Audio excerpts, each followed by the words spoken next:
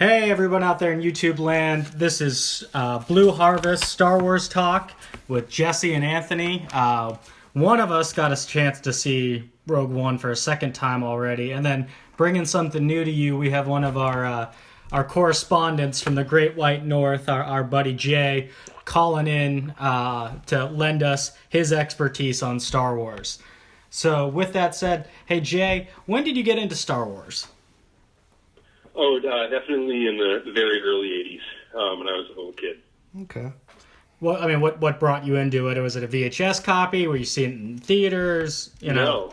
Believe it or not, if you had a VHS player in the early 80s, I think, at least where I grew up, you were considered rich. Yeah, he's right. I didn't have one.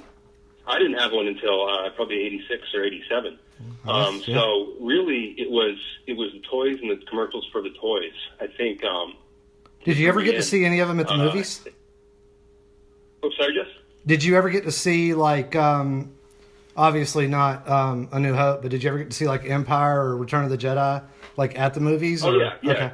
Yeah, definitely, yeah. I mean, I had the good fortune of having people around me that were into it even before I was born. So, yeah, I got taken to the movies that I was alive to see. Which was Empire and Return of the Jedi. I don't remember seeing Empire. I was just a little too young, but Return of the Jedi. That was 1980, right? Yeah. Yeah. So you mentioned like the toy lines and all those commercials. I mean that's before my era, but that definitely grabbed you as a kid. Oh yeah, I mean without a doubt. I think the figures were $1.99 in those days, so it was hard for moms to say no, which I think is why they sold so well. At $2 a piece, but the commercials were on Saturday mornings, and that was kid time in those days. There's no internet. It was just Saturday morning was you got up at early in the morning and you watched cartoons till noon, and they just Kenner just bombarded kids with commercials for figures. Yeah, I got a little bit of that still in my youth. Well, it's interesting. It's crazy to me that those figures cost $1.99 because when they washed into a local store, and we might go interview this guy for the channel sometime, but he got a big collection in, and I think he sold Vader in package, protected for like $500. He had a ton of them, and they moved real quick. Yeah. So that's I don't remember them being over $5. I remember when I was a kid, my dad always got paid on Thursdays, so every Friday night we went out to dinner at like Western Sizzler, and there was it was called Best Products. I don't even know if they had them outside of where I grew up, but it was kind of like a small but better like Rose's, and they had some electronics and stuff, but we would always go spend our allowance over there, and it was buying Star Wars or G.I. Joe. So, nice. And we only got like $20 a week, so we were buying... Hey. Yeah, but that's what I'm saying. Like, I don't think they were over $5 ever, like when I was a kid. That's all. Yeah, I mean, it's... Well, you look at the $20 price point on like the Black Series 6-inch right now, or if you're lucky on a sale this time of year, about $10, $12. They were $15.99 today at Target. Yeah, see, I think they're starting to realize that $20 price point is just too much. But anyway, J-Man, so what you've been a fan for a long time. What's your opinion on the current state of affairs for Star Wars? Assuming after you've seen Rogue One. There's always stuff that people would change. There's always stuff that I could nitpick. But here we are with a new movie every year. You really can't go to a major store right now without seeing something Star Wars. And to take you back to 1987, you couldn't go to a store and find a Star Wars product anymore. So those are the dark years. They're gone, so I consider whatever's going on right now to be healthy, and it's great. You can go to Walmart and buy toys. You can go to the theater and see the movies. You can turn on the TV and watch cartoons. Yeah. I agree 100% with you. I definitely think it's taken steps forward, but I do think we've touched on this before in the past. There was that period where it was. Well, I guess there was always like the Ewoks cartoon and the holiday special, if you really want to go down that road, but. When it was just the original trilogy, it was pure cocaine. It was just perfect and great and I think too like if you start thinking about it like past Return of the Jedi, we're talking about like came out in 83, so 84, 85, 86. I mean, you just come. I mean, it was just something that okay, this is the end of it. This was really cool, and we'll never have anything else anymore. That was just kind of accepted. Yeah, that's absolutely the way I remember it. It was just after the made-for-TV Ewoks movies came out and the Droids and Ewoks cartoon series ended, it really was over. There was nothing, and you just had to move on. You had to pick something else, whether it was going to be Michael Keaton's Batman movies or whatever it was. Star Wars was gone. Yeah. It was passé. It was almost like kind of happened at a time. Lame. Kind of happened at a time too, after Return of the Jedi, I was, roughly like 12 years old. So I just had other things, it's kind of like I was at that point too, where I really wasn't going to be playing with toys anymore. And, so, I just ventured on to new things. J-Man, what's your favorite piece of Star Wars merchandise? If you had to pick one. Yeah, it's got to be the vintage Ewok playset from Return of the Jedi, the old Keter one. It's huge, and it hit me just the right time because I was just a little kid. And a lot of people, especially people who were older during the original trilogy years, they didn't like the Ewoks too much. But being a little kid, they were aimed right at me. So I love the figures, the stuffed animals, the playset. It's definitely some of my favorite stuff. Awesome. Yeah, have you watched the Blu-rays? Have you seen the loss of the song? The Ewoks no longer have Nib Nub or whatever the heck that song is. It's different. Yeah, I haven't seen that. Turn it on TNT one day. Yeah, they've been playing nonstop lately, and I have not watched the Blu-rays because the last copy I bought were the DVDs, and then I refused to buy another set until they put the theatrical cuts on it. Just give me both. You don't have to give it all or nothing, but just give me the option. Yeah. All right, guys. So let's dive into where we are with Rogue One at the moment. Anthony, you saw it again. Do you have any additional thoughts upon your second viewing? Where are you at? Yeah, I definitely had an opportunity. I went the next day with my dad, and I noticed that we had two references of the ghost ship, which I thought was really cool. There was the one that everybody saw in the trailer, like in the staging process. There's another one when they're kind of like battling that force field thing out in outer space. You kind of see the ghost ship swoop off to the right. Over Mon Mothma's shoulder, you see a glimpse. It's right before she talks to Bail Organa. You see a glimpse of Chopper. And then they do a call out for General Syndulla. And I'm assuming that's Hera. Right. Because I want some confirmation, but I think that Twi'lek in Saw's cave bunker thing, I think that was her dad, Cham.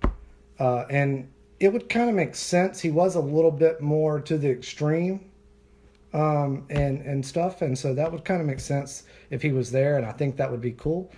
Well, I like it because I would certainly love to see, Rebels give us an episode where it's what's the Ghost Crew doing during Rogue One. I think that would be awesome. Yeah.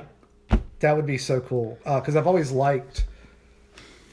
you see something, you might see an episode or something like that, and then you see one down the road from a different vantage point. I think that stuff's really interesting. Watching it a second time, getting to take everything in, a lot of this stuff. I mean, I know it'll probably be difficult for some people that might not be as engrossed in it. There's definitely some stuff that they might not understand or might not make as much sense as it would to somebody else that's paying a lot, really into it. Well, you definitely caught things that I missed when we saw it. There's you could literally take this movie, I think visually looking at it, granted it's all new technology and all that stuff, but I think it fits fairly seamlessly in with A New Hope. And I do like... there's I've said it before, there's things I do like about the prequels. I just think the execution was kind of bad. But I do like that stuff is tied together. I do like that they're just trying to not make it like in retcon and just make it like that stuff didn't happen. But you know, at the very end of it, you could literally cut and paste, cut the credits out, and paste in the end of Rogue One and the beginning of A New Hope, and it would be one long movie. That's fair. J-Man, what did you see, or when did you see Rogue One, and what are your thoughts? I have seen it twice now. So the second viewing was just to try and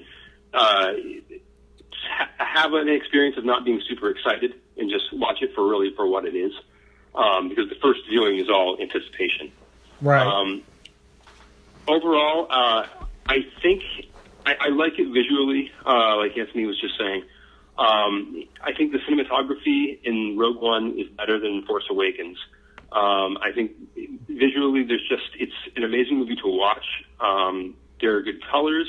There are great shots. There's just basic stuff that I think the director did properly. That shot of Vader at the end, watching the Tantive pull away, it's a beautiful shot. It could be a poster. And I think that's great when you get that throughout the movie.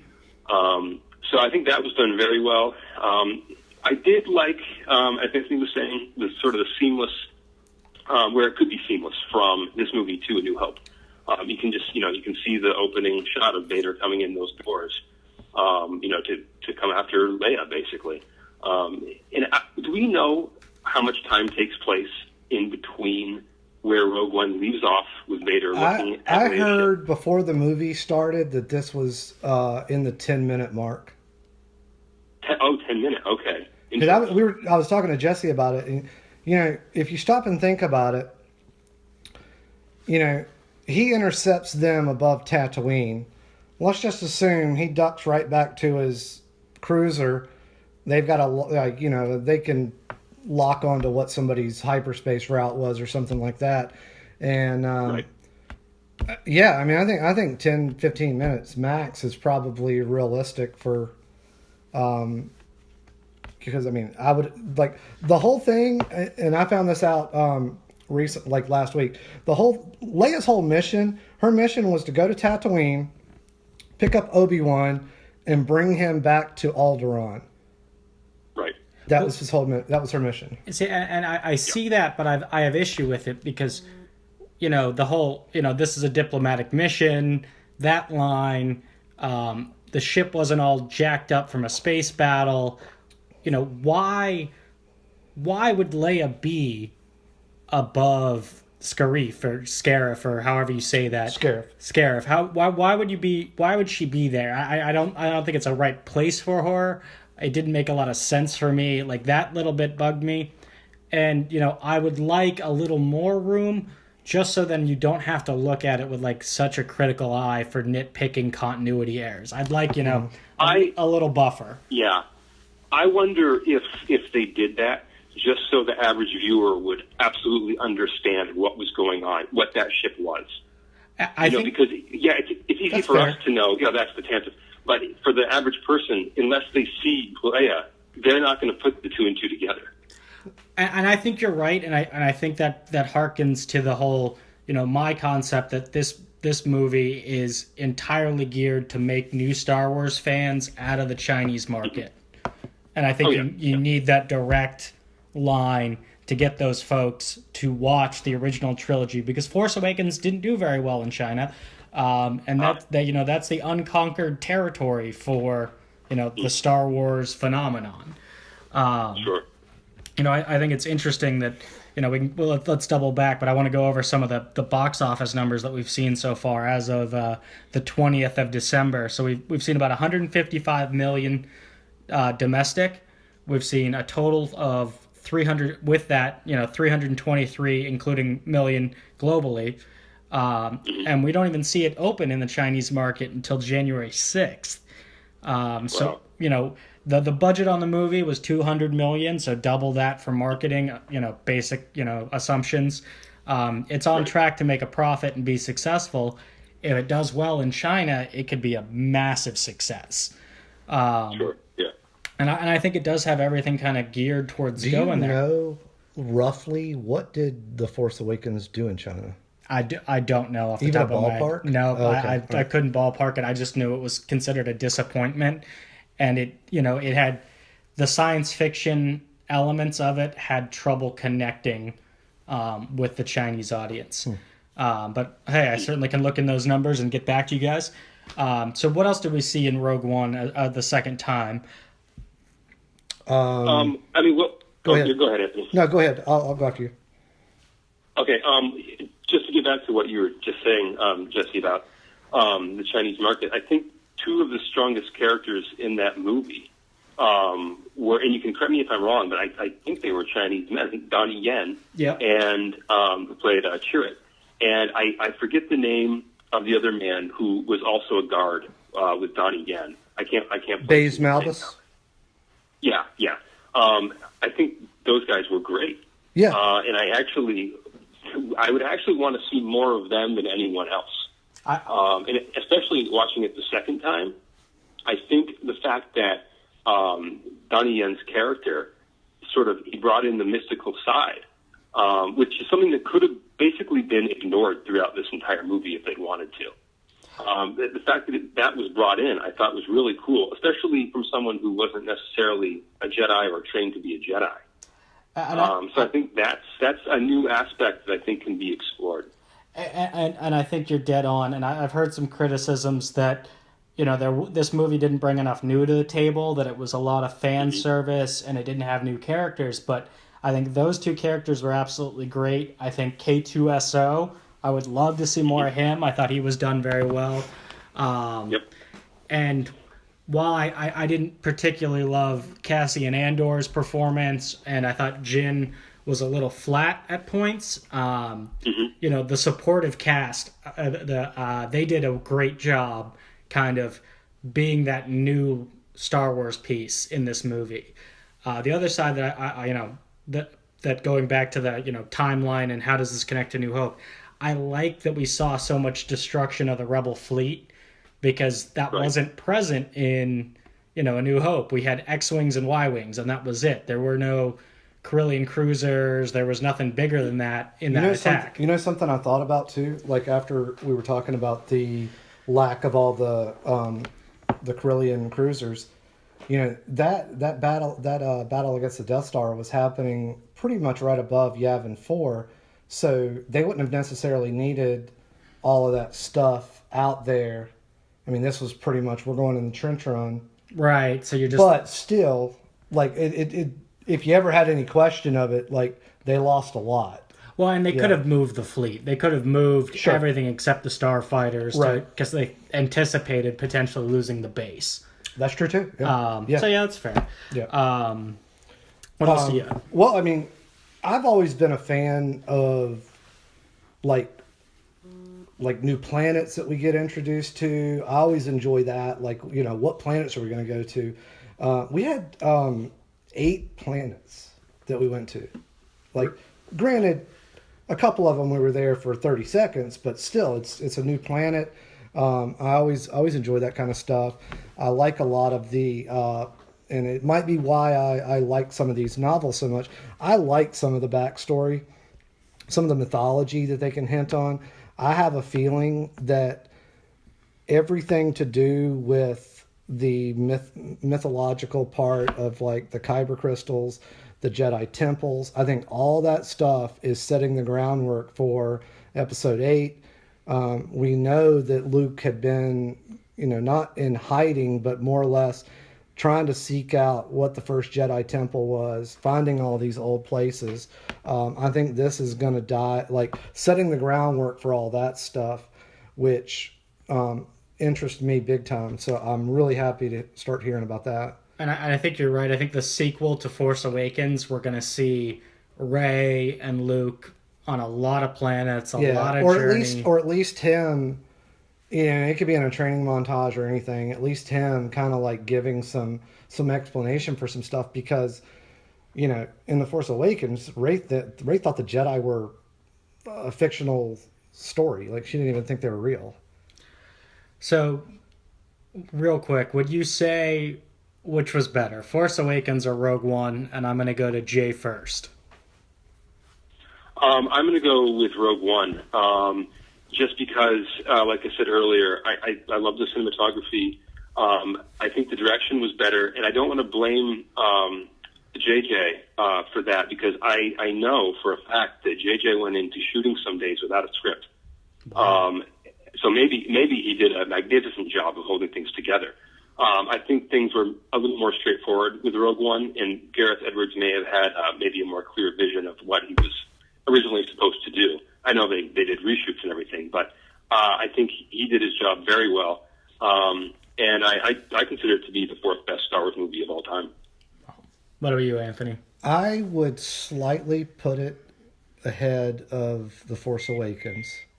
For a lot of the same reasons you just said. I do think that there was an obvious ending. I mean, the story was untold, but we kind of knew what was going to happen. It was just kind of the middle part that needed to be filled in, and I think he did a damn good job of. And this is his second blockbuster movie. Can you believe that? Wow. First was Godzilla. Oh, nice. Everything else was indie films that he did it, and they're very, very low budget. So the fact that he did all this stuff and kept it true, and there's some people that are like, well, he didn't, there's nothing new. It was all, but it had to, I mean, if he would have done Rogue One and it would have been like a totally separate thing that had nothing to do with any of the other Star Wars movies, it wouldn't have made a damn bit of sense. I mean, it had to have some connective glue, and yeah, there's a lot, like we've talked about it. If you didn't have some of these people in this movie that were either in the prequels or in A New Hope, this would not even make any sense. Well, and so here, I'm torn. I mean, I will say Rogue One. I stand by it having the best starship battles in all of Star Wars. And that's a huge piece of Star Wars love for me, is the X-wing fights. I will say, unlike Force Awakens, it brought new ships to the fold in the form of the U-wing.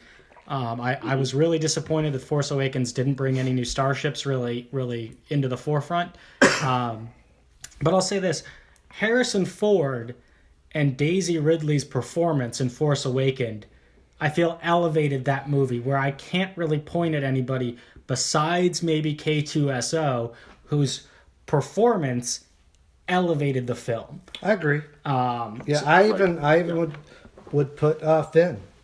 Yeah, he did a great job.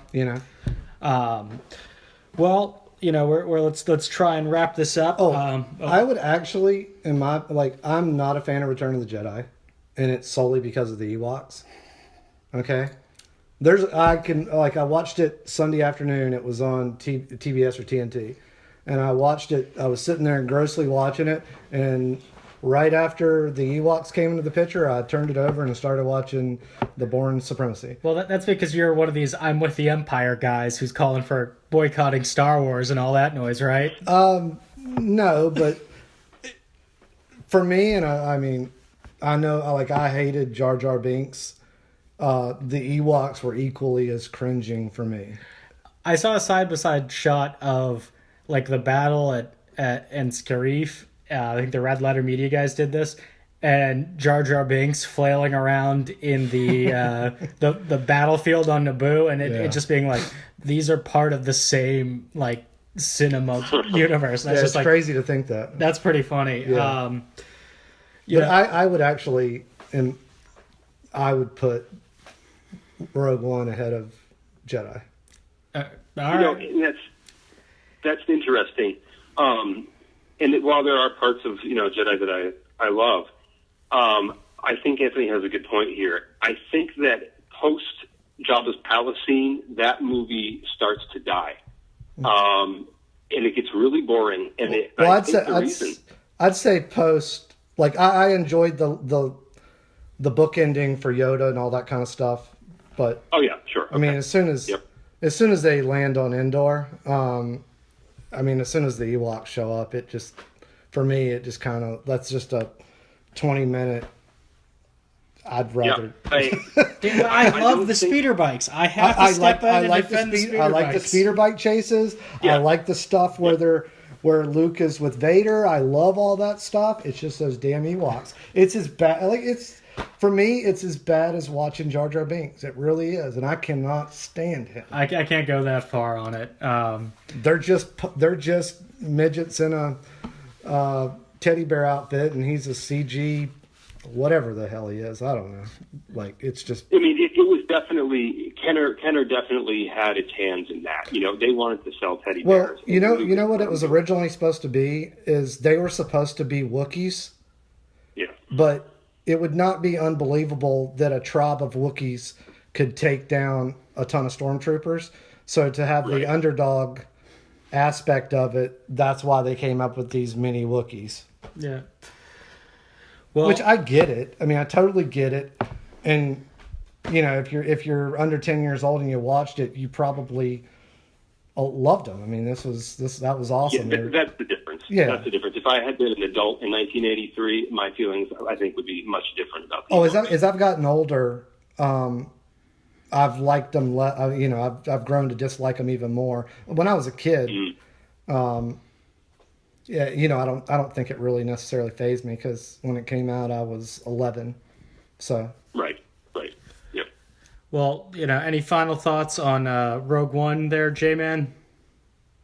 No, I think it's a good movie. I think the good really outweighs the bad, for sure. And again, the second time I watched it, I was just comparing it to the prequels, and I was just thanking goodness that we have this now.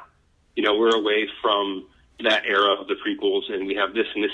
No matter what, we can nitpick it, but it is a serious movie, and it was done well. I agree. Yeah.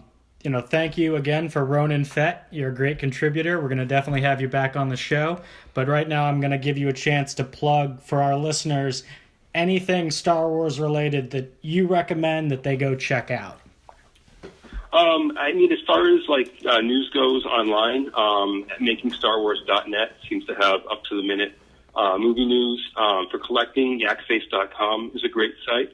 I also go to flyguide.net. Quite often, it's run by a cool guy, and they go out to different genres in Star Wars at times, but it's still cool.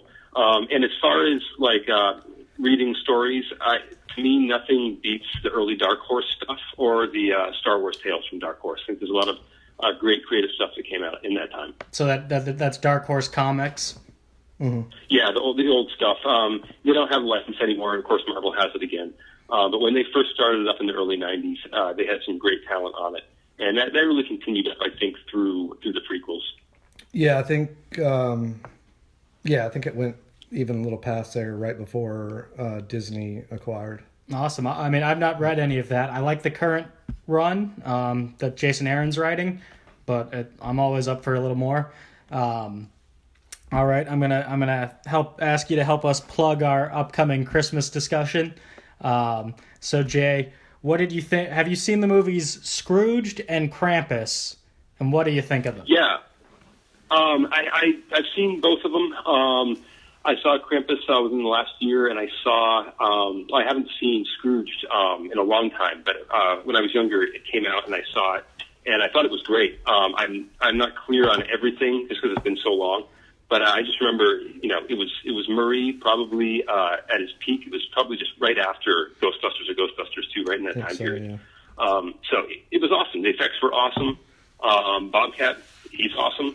I remember it as being a great movie. Krampus was fun. I think it is what it is. And I like both of them. Awesome, man. What's your favorite Bill Murray movie? Because I was really impressed with Scrooge, so I want to play the Bill Murray game real quick. Anthony, what's your favorite Bill Murray movie? Oh my gosh, it would probably. I would probably say Stripes and maybe Groundhog Day a close second. So Stripes is the one where they drive a military RV? Yes, it is. Dan Aykroyd's in it. I mean, it's just... It's a good comedy duo. They did great. No, I'm sorry. Dan Aykroyd's not in it. I'm sorry. I had that confused. Edgar from Ghostbusters, that guy's in it. Egon, yes. Harold Ramis. Yes. Gotcha. What about you, Jay? Stripes is awesome, and so is Groundhog Day. But I have to go with Ghostbusters. I mean, it's probably one of the more popular choices among the people that we know. But that aside, it's just such a great movie. Every line that he has in there is just, it's phenomenal. One of my favorites. I laugh as hard now as I did when I was 7 years old. One of my favorites is when they're kind of doing all the pre-show work and they can't get the antlers on the mouse. He's like, "You try staples?" Yeah. Well, I got to put a plug out there for Wes Anderson's The Life Aquatic. I absolutely adore that movie. It's one of my favorites. It's a different role for him. He's somber. It's a great role. Plus, I love the oceanic stuff, and the parody of Jacques Cousteau and all the comedy and Willem Dafoe, and it's phenomenal. That's But all right, so let's really play the Bill Murray game now. I'll start, and I'm going to say the question is, if you could replace one character in Star Wars with Bill Murray, who would it be and why? And I'll give you guys a chance to think while I kind of kick mine out. I'm going to say C-3PO. I'm going to say that dry wit and humor would be really it'd be a totally different performance for the gold droid, but it would work. We have to make the suit a little bigger. Well, I mean, we can still do it. We got to pay him to voice over, and it would give him great opportunities to talk back and forth to himself to R2-D2's beeps and bloops and all that noise. Mm-hmm. Yeah, that'd be pretty funny. What about you, Anthony? Do you have an answer? I guess if you went spoof route, maybe Han Solo. That would be pretty funny, just because he is, a little comedic and smartass and stuff like that. So yeah, I mean, I would definitely say Bill Murray could pull off a rogue pretty well. Yeah, or if you did old Bill Murray as the Emperor, that would be pretty funny. I'm thinking going spoof route, not serious. Gotcha. What about you, J-Man? I'm torn between two, just because we do know, because of Wes Anderson movies, that Bill Murray can be versatile. I think it would be great to see him as Lando, sort of in a comedic, smarmy role. Maybe when he was a little bit younger. Today, if he had to do it, I think that he could play old Obi-Wan. He could play Alec Guinness's role and get away with it. I'd love to see it. I'd just love to see what would happen if he was put in that role. Awesome, man. Well, thank you for calling in. Thank you for being a contributor. We're definitely going to have you back on the program. And may the Force be with you, Jay. All right. Yeah, thanks for having me, guys. May the Force be with you.